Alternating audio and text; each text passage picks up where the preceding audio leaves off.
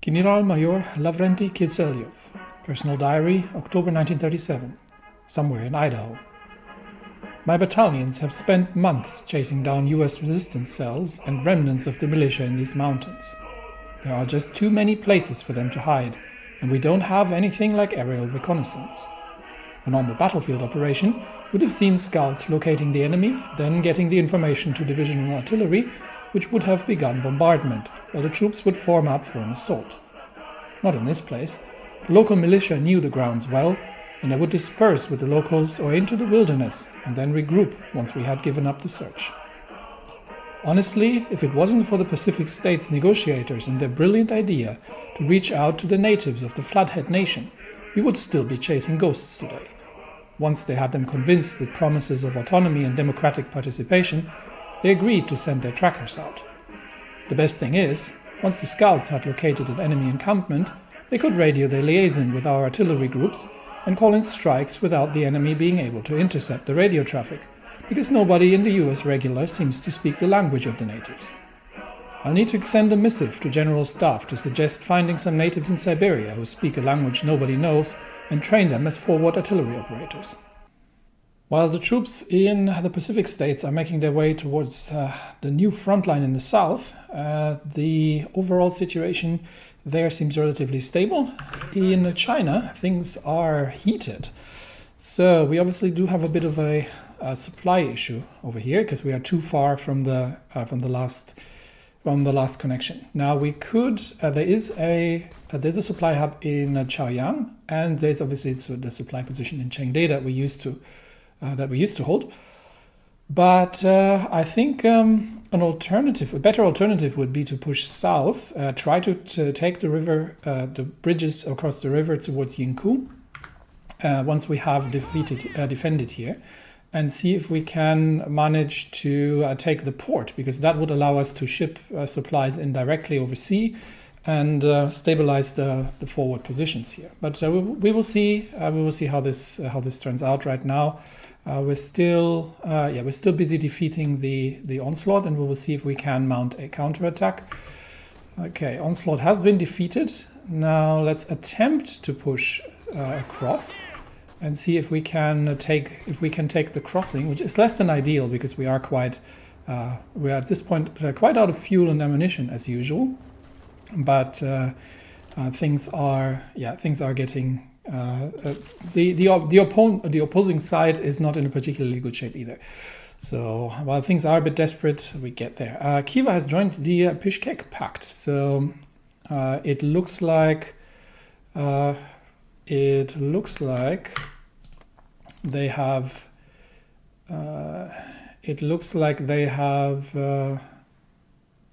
That's with the Turkestan Republic. So it looks like things will come to a head also on this line here relatively soon. We've got additional divisions moving in towards the Kazakhstan border, and we will see if that's sufficient to break the enemy strength there. Let's have a quick look and see what we can learn here. Actually, we might be able to see that in the. Where are we? So many civil wars at this point. So all in all, somewhere between 10 and 36 divisions. That is, Kazakhstan specifically has a fair amount, but we shall see. We shall see how that ends up going. But I think events are going to come to a head there relatively soon. We are finishing up the coalition of idealists. So we'll focus on the China situation for now and see if we can break south across the bridge and take Yingkou. And that would allow us to have supply through the port. Now, the mountaineers are under pressure, but this position is not 100% essential.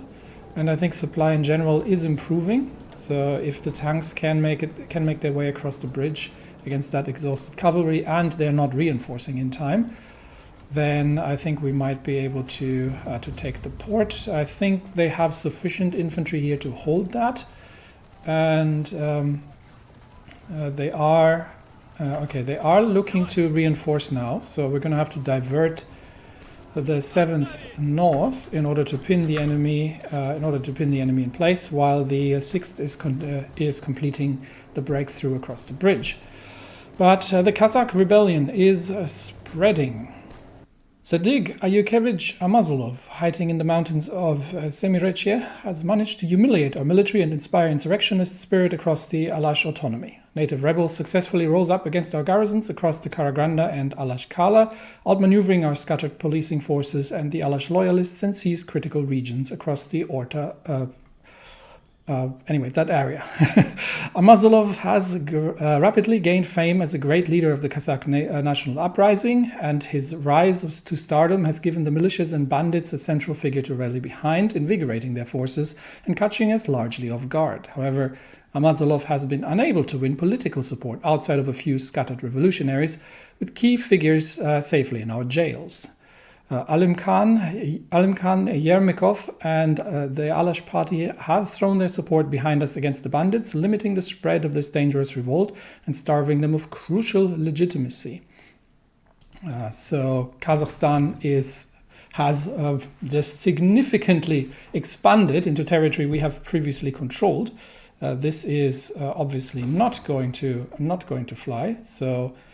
Once again, troops are on the way, and we've got 2 mountain divisions. I think we will be assigning them here as well. And these are 2 experienced mountain divisions from previous civil wars.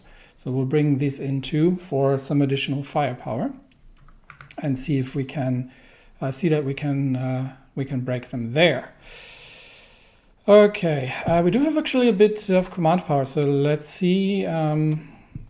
Wrangel himself can get the he does the cavalry leader trait. We can get how many does he have? 1. We could get combined arms, which doesn't really help us right now, or organization first, which is probably the better choice. So let's take that for now. And we're just waiting by the looks of it for the official decision to begin the assault here, really. And to begin ending the overall insurrection. Now we've got 6 divisions here which are currently unassigned somewhere, so we're going to get them on this front line, and with the goal of retaking enemy positions. Similarly, these 2 divisions need to march on Tashkent, or at least make progress towards Tashkent. So I think things will come to a head there relatively quickly. Okay, we've got decisions available to take. We've got some rifles. We could send some support to the Pacific States. That's potentially not a terrible idea. We don't actually have any infantry equipment, but apparently we can take it anyway. So we could support the Pacific States with some rifles. However, there was another. This one. For this one, we will need rifles as well, and we do need command power. So I actually do need to start banking command power a bit for the pacification of North Caucasus. So we'll hold off onto that for now. So let's disable that so I don't get to see it. And we'll hold off onto that for now, because while we're still operating. So these troops are on the train, which gets us back to China again. Okay, we're holding, so we're sending the 7th out to pin down the enemy in the north, and the 6th now has to manage the breakthrough by themselves. Which has happened. So now we can defend here, and we should have some supply. Yes, now we have supply through the maritime routes. So the tanks will now purely defend, which means we're going to give the 2 tank divisions. In fact, why are we assaulting here? I haven't even paid attention. This might just have been an incursion that we're defeating here. So the question from here becomes what we're going to be doing next. But first, I think we have many more events to look at. Ever since the armistice that ended the Italian Civil War 20 years ago, Italy has been in an uneasy state of peace. However, after Black Monday and the withdrawal of Austrian troops from the Italian peninsula, few believed the peace would last much longer. After rising tensions across the world, the Socialist Republic of Italy has taken the initiative, so that would be these people here, and declared war on the opposing Italian regime, denouncing them as an artificial state propped up by imperialist powers and vowing to fulfill the unification of Italy. Volunteers and supplies have begun to flood in from the world's major power blocs, hoping to secure the Italian peninsula in their sphere of influence, as the country's dormant civil war has ignited once again. That raises the world tension, which means we can actually by 6 points, which means we could actually go to partial mobilization once we have the political power to do so. The bigger question is, do we get involved there in the last, or do we have to focus on the Kazakhstan situation? Now, this brings an interesting strategic dilemma, because so far we have the Spanish Socialist Republic. Which hasn't joined the Third International just yet. So right now the Third International pretty much just controls the Norway, the British Isles and France itself, as well as sympathetic parts of the Belgrade Pact. Italy would be potentially an ally against the Reichspakt in the south.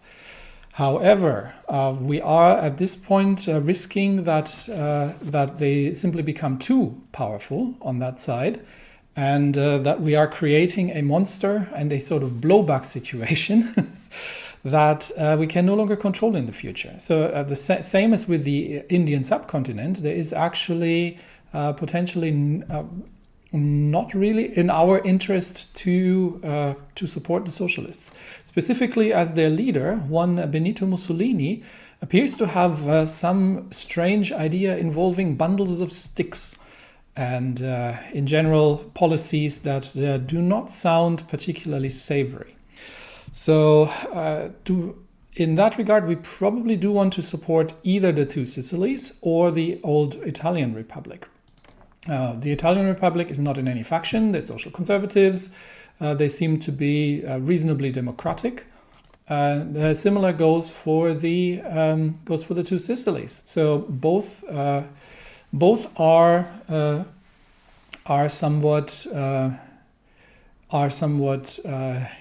I would say more savory than the socialists. Just strategically, the Italian Republic obviously seems to be in a weaker position. So let's see what we know about them. Military strength 4 to 22 divisions. That could be anything. Same here, and similar. So I think the two of them are actually sufficiently powerful to deal with the syndicalists. And of course, they will get support from the French, potentially the British, and the Spanish here. So that could swing things in their favor, which means we have to check if we can actually support any of these factions, at least defensively for a while, to see that we can, just to ensure that the Italian Republic hopefully remains at least neutral as a democratic bulwark in the south, rather than further the syndicalist world revolution cause. Now, could we actually send volunteers? We can't send volunteers to the... the Italian Republic hasn't joined the war yet. We could send volunteers to the Sicilies, but I think the Italian Republic is going to join the war in a minute. So while troops are relocating to the new front lines, the Feng Tian government this is getting hot very, very rapidly now. Feng Tian has joined the Japanese imperial co-prosperity sphere. And this is another reminder that once we have dealt with the domestic situation, it is high time that we are going to form our own faction in this. So this means Japanese troops are going to show up here relatively soon, which could make this position very untenable, and also obviously does throw a bit of a spanner in the works with the with our relationship with the Japanese, which means fortifying the eastern flank of the Russian Empire might become more important in the future. All right, but for now, quick look where the American troops are. They're still moving into place, and yeah, we'll leave the cleanup here in the middle to the friendly troops. I think everything else is reasonably stable in the north, although they have overextended themselves. So this is the best vector still. All right, let's observe the situation here for now, though. So I think right now we're going to simply produce a defensive perimeter here. And I think that hasn't worked as I wanted it to. Okay, let's get these 2 divisions on their own front line. There we go. 2 divisions, and their next target would probably be to push forward. We'll clean up here in the rear, but we do have to hold this position for now and see if we can just dig in and defend for the time being until sufficient friendly reinforcements have arrived. And I think we'll just defend here as well, and wait for the Japanese to show up. But yes, the second Sino-Japanese war has kicked off, and I think the Japanese have already fallen into the back here in Tianjin. This is actually a problem. This means we might have to abandon our forward positions and clear out the south, because Beijing is right there, and the Japanese advances here are going to be trouble. Tensions had long been rising between China and Japan, the latter supporting the rival Fengtian clique in Manchuria as a way to defend their interests in the region. Although Tokyo had made it clear that they would not allow any Chinese encroachment on their sphere of influence in Manchuria, the Qing government was undeterred, denouncing Japanese imperialism and promising they would not bow to foreign demands. So when the Qing government and the Fengtian government finally clashed, Japan joined the conflict on the latter side. The 2 ancient civilizations have found themselves at war once again. Yes, okay. Strategically, this is a problem, because we probably have to pull... Okay, we'll pull at least 1 tank division out. And I think also the... mountain divisions, and we will look at cleaning out the Japanese incursion here as soon as practically possible. So let's fall these divisions back to defensible positions, and then move to the south to deal with the incursion. This apparently also, though, is unifying the Chinese. So Guominjun these folks have now joined the Chinese United Front, which means that the Qing government of the Chinese United Front now suddenly has a few more. So we've got Shandong as well, and that means hopefully more Chinese unification and resistance against the Japanese incursion. So that's something to deal with, and that means we'll just keep an eye on the situation here, while and they are already they're already close to Beijing, so we're immediately going to rush the tanks south, and I am actually going to abandon this approach here, and we're going to fall back, because we are coming under heavy counterattacks. Qing and Guangzhou have ended their hostilities, and everyone's joining the Chinese United Front. All right, so we are abandoning the forward attacks here, and we're retreating the troops as quickly as possible from untenable positions. After the hard-won fight against the port here, we are going to return in order to contain a potential Japanese incursion, and I think they have not expected Tianjin, the port, to be directly assaulted. So I think we can probably get here relatively quickly, and then to clean this up as we go. Meanwhile, in I think in the Middle East things are breaking apart as well. We do have supply issues in the north here, but the troops haven't really gotten to their positions yet. So we will see what the Kazakhstan. We do have a supply hub here in Akmolinsk, so I think from there we can potentially operate. And that would be that. Now we do have a good amount of army experience, and I'm hesitant to spend it while not having a theorist. That said, the amount of political power we're getting and the amount of political power that we're going to be needing for a lot of other things, it means I probably won't be getting any anytime soon. So getting an additional 10 flat 10 organization on infantry, I think is worth the 100 army XP. So we shall spend that.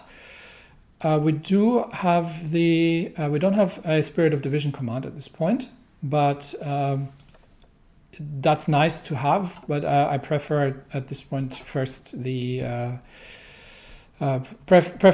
the army XP otherwise. All right, the seventh mechanized is rolling into the port, and all the Chinese internal squabbles have been solved, which means that the Japanese troops that from the initial incursion have now very rapidly found that they are no longer holding the port, and I think the seventh armored is now turning around, and newly arriving Japanese divisions see that the docks in Tianjin are, against their expectations, actually defended, and suddenly are faced with Russian tank fire. So that's advantageous, which means I think we probably can do that with one tank division if we can hold that here, unless there's a larger part coming. So I might leave the 6th armored here to defend, at least to hold this position for now, while we are moving the mountain troops in from the other side. When we marched against the disorganized armies of the backwards Fengtian clique in the CR crisis nearly a decade ago, our commanders promised the people of Russia that our victory was assured and that the Russian army would crush the rubble of the east. The memory of the past humiliation, that did not go so well, hounds every mind marching south, where we have committed ourselves against the arrayed forces of Madamin Bek's warlord Republic of Turkestan, the traitorous riders of the snake Junaid Khan, and the grimy rebels of Sadik Amazulov and Mustafa Shokai. These armies are hardly able to threaten the might of our modern army, but we must not forget that they are supported by the devils in Berlin and Istanbul, and that they are advantaged by their knowledge of the desolate and uncivilized homelands. We will not make the same mistakes we make in the Siberian wastes. We will show these up-jumped brigands and the world at large that the military might of Moscow is not to be trifled with. Which means that all of these considerations have just become obsolete, because we have now declared war on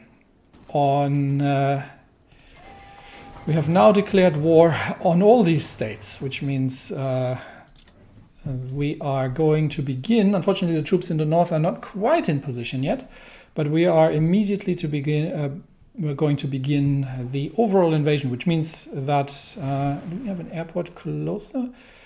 It's still not close enough even for the medium bombers to reach anything, so we're not going to get any air support.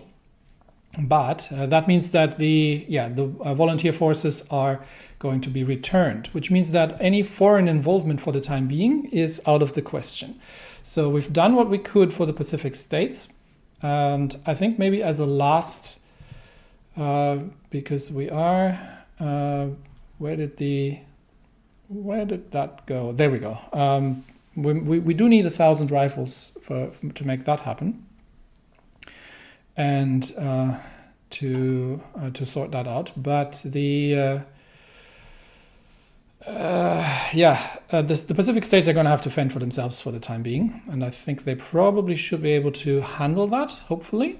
We'll keep an eye on things, and the Chinese United Front as well, given that troops are now rushing are now rushing to return. The Chinese United Front will have to fend for themselves against the Empire of Japan too. But I think with the last-ditch effort of the capture of the port of Tianjin to secure Beijing from the approaching Japanese 32nd, would be a good start for the whole thing. All right, so we are at war, which of course has our stability, has tanked again, but I don't see many enemy troops in the area. So let's immediately begin pushing into enemy-held territory, and to secure that, and I think we can probably make our way towards the capital without. We'll see how much resistance we're going to be facing.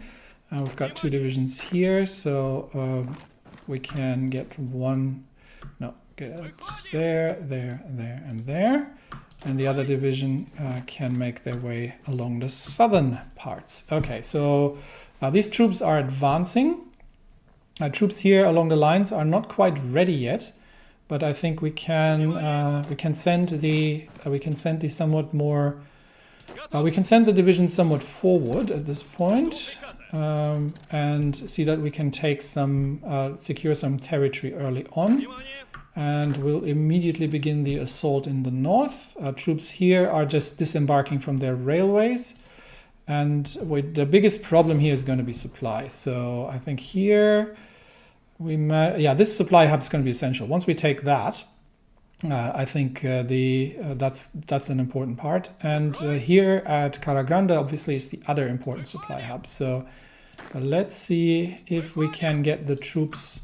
Despite the fact that they're literally just coming off the railway line, that we can get the troops moving. Now, the other problem is the eastern section here, where we currently do not have any troops. So we might have to bring a few more divisions over, and I think for that we do have a few cavalry divisions. These should actually be. So the first army here should actually be relatively capable in that. We are going to assign, well, it doesn't really matter. We will assign tank divisions probably in the less than ideal, but the fast cavalry divisions might actually be suitable for this. Yeah, let's assign General Stefan and get the first army under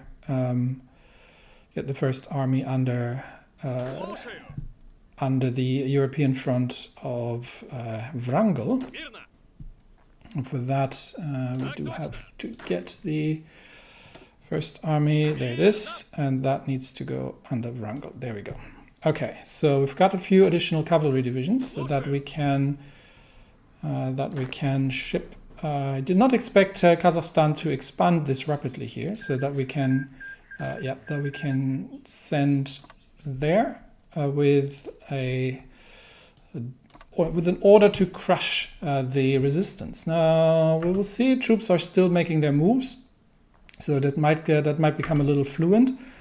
But first questions first: how far can we move before we face noticeable opposition? And I think for that we can probably remove that front line. Get these 2 divisions assigned here and just extend that because it's now the same war. And immediately begin operations before they can entrench, and see if we can force the river here in the south with a bit of fire support from the the 31st. Everything else is on the move, so it's all going to come down to speed and. How quickly we can close the front lines. Let's extend that here for now. And the rest of the troops still moving into position. But first clashes, and I think the 55th might be moving. But of course, that has cancelled the coalition of idealists. Well, that's unfortunate. We were so close. We were just days away from that finishing. So what has happened now in terms of the activity? Can we not take this while we're at war? No, because we've dropped the stability. That's why. We've lost the stability due to the war. That is, that's why we couldn't finish this. Oh, that's, we were so close. We were so close. Oh, that means we're now back on the timer for this thing. That's less than ideal. Okay, so we've got 65 days. We do have a 30% party popularity, but that's not enough to start the Emperor and the Kadets either, because that would need 40. Yeah, while we're at war, there's no way to finish up. There's no way to get the stability back up because of the war support, and that is all, or rather the lack thereof. So the population is not very happy with the whole thing. That is annoying. So in that case, we may as well begin with the Third Europe, because that needed to happen anyway. So let's get that underway. It's a 35-day focus. And then once we've dealt with the emergency, then we can hopefully get the stability back into the coalition of idealists. Unfortunately, that means we might have that ticking over, because I also don't have enough time to run another press censorship campaign, because we literally don't have the political power to do it. Okay, well then, we were this close. Okay, Third Europe, 35 days. Let's begin that. And that means we need to finish this off as quickly as possible. So let's use overwhelming force in order to ensure that we sort this out very quickly. It is a cruel twist of irony that Nikolai Nekrasov, an avowed Republican and opponent of Tsarism in his youth, would come to the head of the Emperor's cabinet. The political left is having a field day ridiculing the Kadets, once more revealing themselves to be spineless and unprincipled, but in truth, the ascendancy of the left wing of the Kadet party to power was a sigh of relief for many. Professor Nekrasov, who was a minister in many 1920s cabinets, is well liked by the right SR leadership and maintains good relations with some social democrats.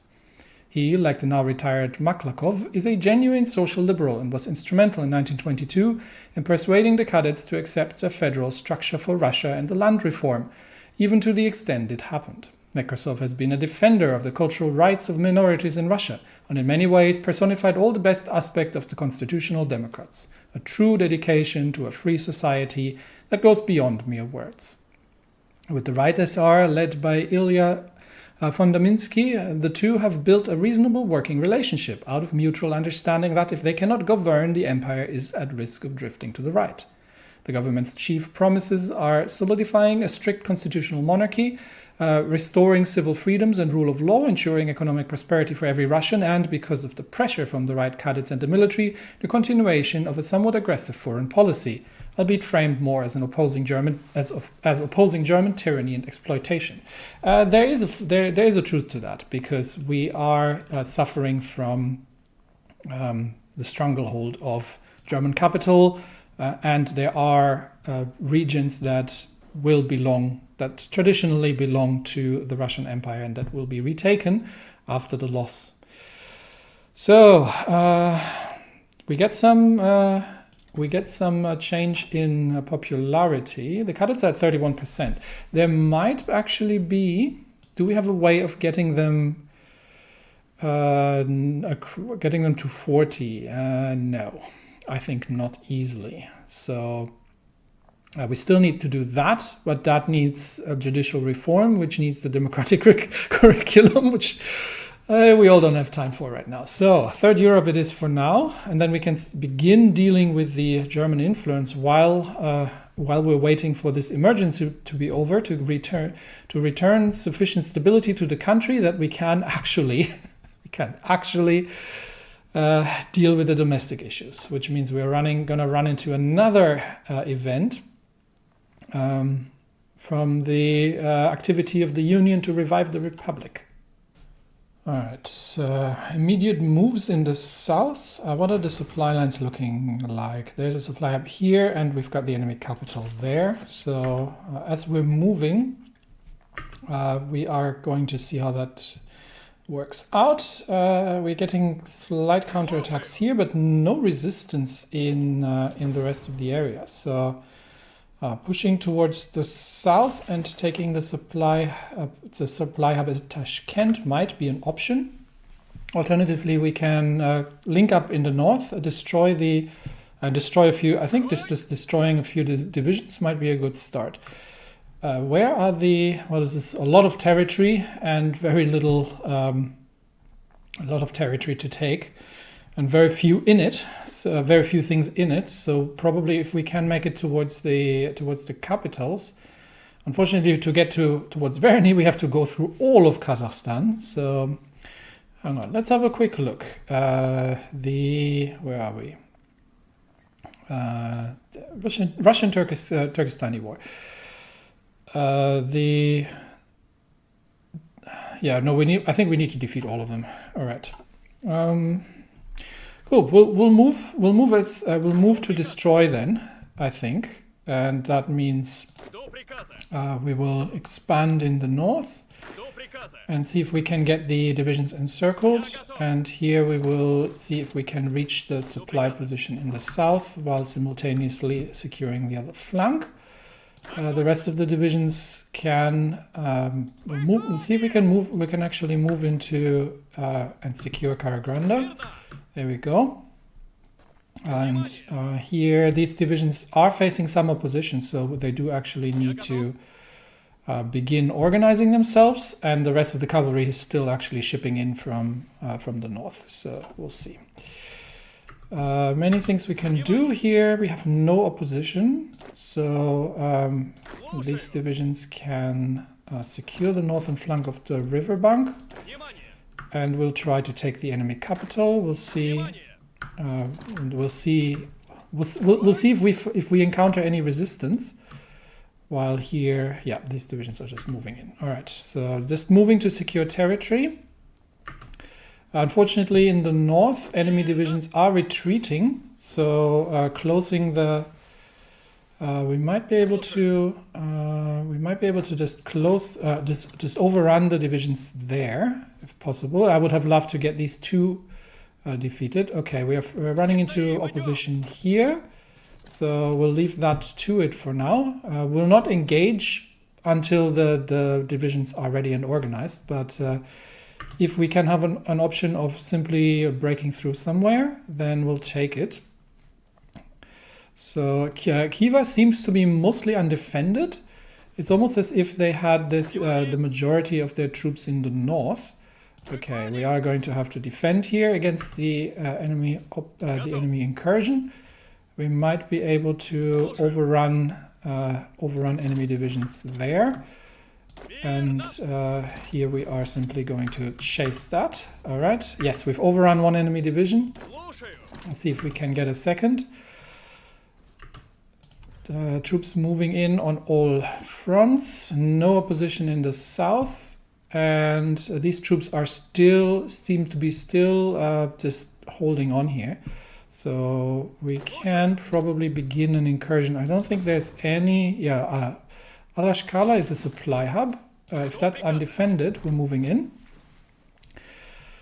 And here we can begin moving south, and here as well. I think I'm going to get one division. Yeah, I'm going to get one division south. I think we can move already here and see if we can encircle these troops. Rest of them is... I'm going to get these to move on the northern half, just to secure the incursion, so we don't get cut off anywhere. But so far, relatively little resistance actually against the immediate advances. Okay, we have another one. The tank designer. Oh, it's the tank designer. Okay. So we were going to go with armor over speed. To get entrenchment, this would be hardness and plus 10 hardness or plus 20% hardness, and the cost of reliability. I do like the hardness. It makes it a lot harder to destroy the tanks. I don't like the 10% reliability trait, however. I might just go with the 10% hardness. So reliability means, well, we're going to up armor them, but we're not going to go for fast tanks. So maybe we can deal with the slightly lower reliability because we don't need to upgrade the engines as much. Plus 20% hardness. Yeah, we'll go for it. All right, so that's taken. We're not applying this to the light tanks, however. There's really no point to spend precious army XP on it. All right, there's another supply position. So let's, since we're so far unchallenged, simply move to secure the supply positions is the way to go. And we will, so far completely unopposed on all front lines, and we're still. It seems the necessity for the cavalry in the north may have been overblown. Right, we are getting the mountaineers. We've got the 34th mountains. They are holding in the north. That should not be a big problem. And there is some resistance here from a Kazakh division, but I think we should probably be able to push through that if we can. We'll support the assault from the north and see if we can manage to break through. Okay, Argentina and Paraguay actually. I haven't looked what that looked like. Let's have a quick look around the world and see how things are going with in our absence. Immediately, the Pacific states are being pushed back and about to lose Denver. I had that secured. What are you doing? How is it looking here? The Japanese incursion is being pushed back, and we're pretty much holding the lines in the north so far, with all the Chinese troops coming in. The commune, the syndicalists are making progress in the south and against the Dominion, so that's interesting. And the fighting has erupted near the papacy, so that's another one. But South America, how's South America going?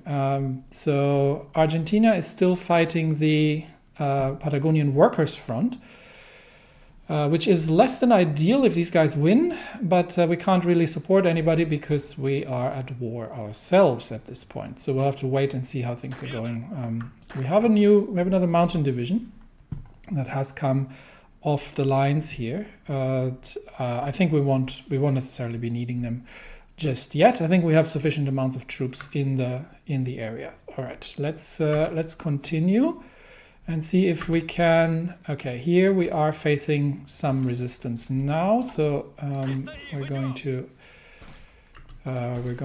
stop the assault and just run for defense. And see if we can use the momentum to push through further, but I think we are starting to come to resistance. However, there's a lone infantry division in the south, so I'm a little wary of just marching on to Tashkent. Instead, I think the better approach here, given that we're about to take Khiva, would be to link up with the rest of the troops and simply see that we can cut them off from any supply, and just make sure that they are. We've got troops actually counterattacking here as well. So let's make sure that we are that we're cutting them off from supply here, and we are going to join. We're going to join that and see if we can manage to destroy these divisions. We have, I think, so at this point, superfluous amounts of troops here, so we may as well bring another division over north and assist with that. All right, here's the counterattack. Holding that for now. We have taken Karagranda, so the next supply hub is south of there, so let's secure that as well. And just march in. And here, we are starting to get a bit of pushback, but not an awful lot. So I think overall, lines are probably going to start stabilizing relatively soon. Bukhara has asked for a non-aggression pact. Yes, I agree with that. We are here to defend them after all. 50 days away, 60 days away from this, unfortunately, still. But we're getting there. It looks like Khiva is going to fall relatively quickly. We'll just have to keep an eye on the situation in the north. We are now getting counterattacked here. But if we can solve this salient, then we can also expand in the other directions. And we have additional troops here. Okay, let's assist with the destruction. Actually, we're going to defend this division. We're going to move in here, and we're going to pin the cavalry in the north. Tens of thousands gathered to follow Patriarch Antony's funeral service in Moscow. He had been popular among the faithful, uncompromising in faith. If you're unfamiliar, the Patriarch is sort of the Pope of the Orthodox, and wise beyond his years. He was a man who had always prayed for the health of the Romanovs to this day. These stances had made him many enemies over the years among the Republicans. The local council of the church has gathered in Moscow to elect followers to the patriarchal throne. The main contenders for the throne of Patriarch of all Rus are Metropolitan Yevlogy Gregorievsky of Moscow and Metropolitan Yosef Petrovich of Petrograd.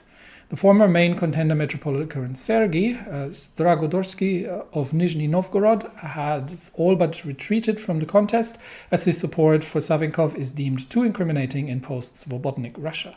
Metropolitan Yevlogy has always been a friend to the poor and the downtrodden, and spoke of social equality and the importance of cooperation with the temporal authorities. He is widely seen as the more liberal candidate compared to Metropolitan Yosef. Yosef commands great loyalty from his followers and remains suspicious of the state's attempts to control the church. He has also disagreed with Yevlogy's demands for bishops to restrain themselves from open monarchism. Both candidates seem to be rather evenly tied. So we can pick one. Either way, we get 3% stability. So we've got the more liberal candidate, friend of the poor and the downtrodden, or we have the more conservative right-wing candidate. I think, given the how's our current distribution, we're sort of relatively overwhelmingly, like 45% sort of center-left, whereas the authoritarians are in a minority. So I think the more liberal candidate plays well with the overall mood in the country, and I think that's not a bad thing. So and also he seems very much doing his own, for his own power. So I think we're going with this one. All right, 3% stability. I'll take it. It doesn't get us back to 50, where we need to be in order to settle this whole mess. But we have taken the enemy capital of Khiva, which means we can probably divert some troops east and link up with the rest here. Although because we have some more divisions, following as well. Let's make our way towards the river here, and this one as well. There seem to be some remaining Bukharan defenders active, so let's see if we can support them. Here, however, we need to close that off. And we're reinforcing there. There's counterattack. We're going to defeat that without trouble. Same here. We have taken the supply position. So that means there's another one in the south. That means soon, once these divisions are starting to be relatively organized. So we'll keep moving and see if we can manage to cut in between them. The activity timeout is ticking. Okay, I think we should be able to break through that relatively quickly. There's obviously resistance now happening. So we do need to redistribute our agents and ensure that they work with the locals on the ground to root out any kind of foreign resistance. Let's crush that whole thing as quickly as absolutely possible, and see that we can get through and encircle and destroy. Okay, the Saudi government, some changes in the Middle East. Currently not our main concern. Right, we have broken through and taken all the supply positions in the south. So I wonder if we can knock out Kazakhstan relatively quickly simply by breaking through, to be honest. So Kazakhstan, yeah, Khiva is already done pretty much. We might be able to just proceed from here, to be honest, because I don't see anybody stopping us. We'll see if we can make it to the enemy capital, and we'll secure the lines along the other flank here.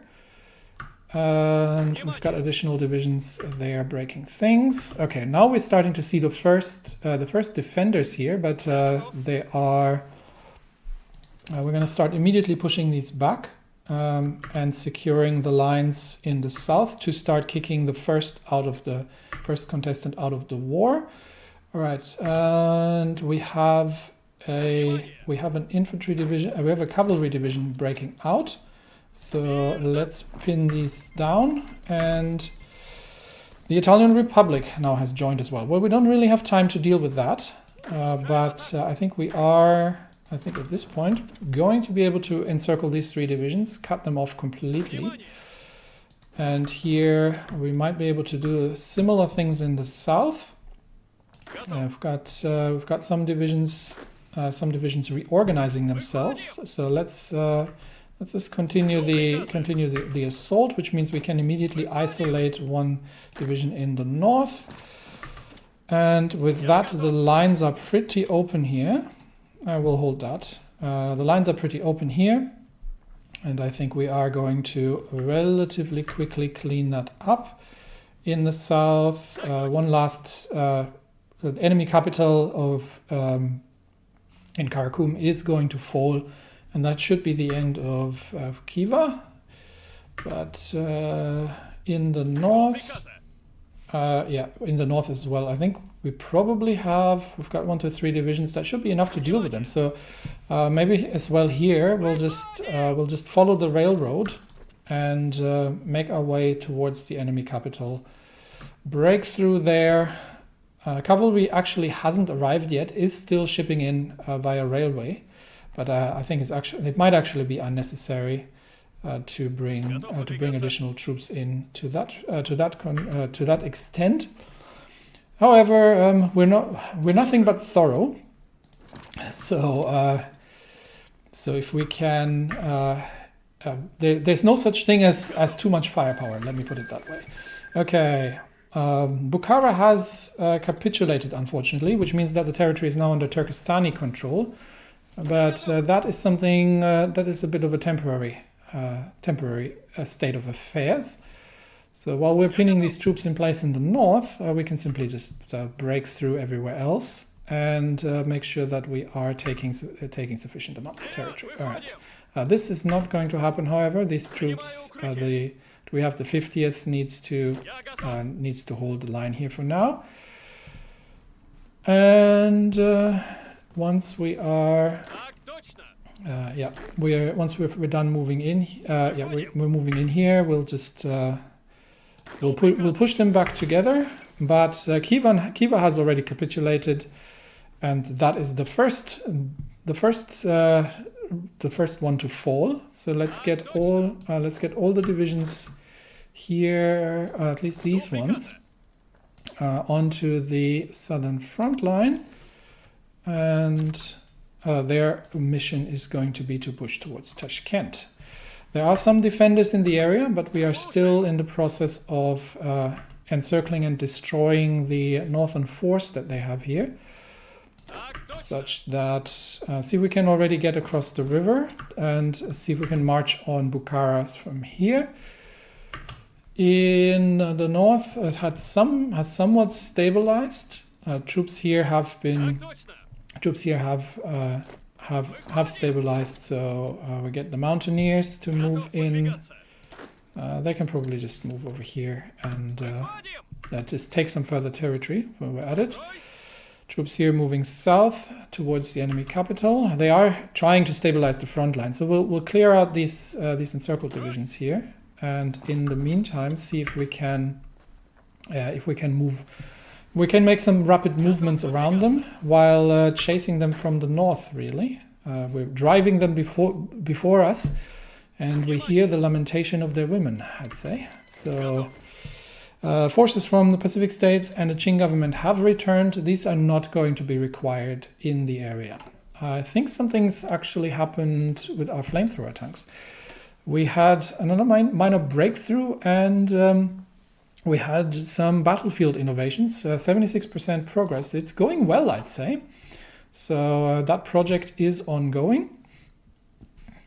And here we have the first cavalry divisions arriving, so they can immediately begin policing the territory and securing the rear lines.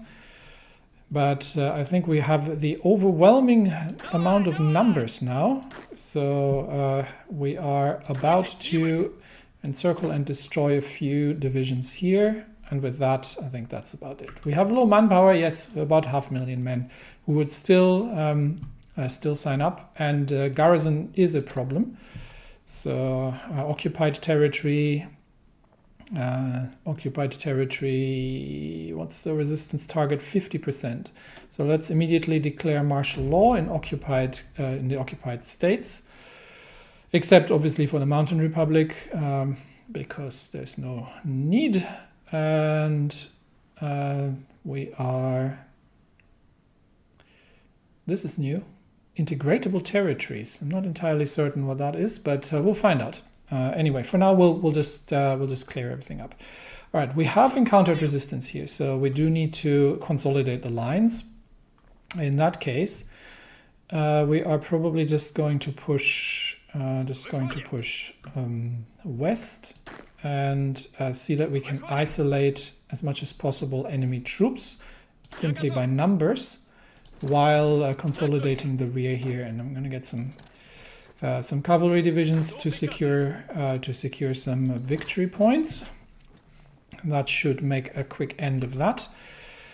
Let's see if the Turkestan Republic can defend in the rear. Have we taken an airport anywhere? There is no airport in the region. Okay, air doesn't happen. Right, these divisions here are cut off and are going to be destroyed most likely, which means we can already expand the lines further south. Actually, we might have to abandon that idea and see that, oh yeah, they're starting to reinforce this position now. So this is unfortunate, but we do have to move and see if we can intercept the encircled troops there, to intercept this division here. But I think they'll make it there and relieve them before the encircled troops can be destroyed. So that's unfortunate. We've got additional divisions rushing in, and at this point we are moving so quickly that